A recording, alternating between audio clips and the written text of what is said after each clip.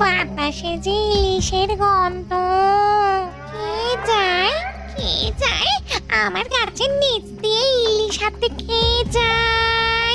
দেখি দেখি দেখি দেখি, ওরে বাবা রে, এ তো দেখি গোপাল। না না না না, গোপালের থেকে ইলিশ কেড়ে খাওয়ার মতো ভূত এখনো আমি হইনি। না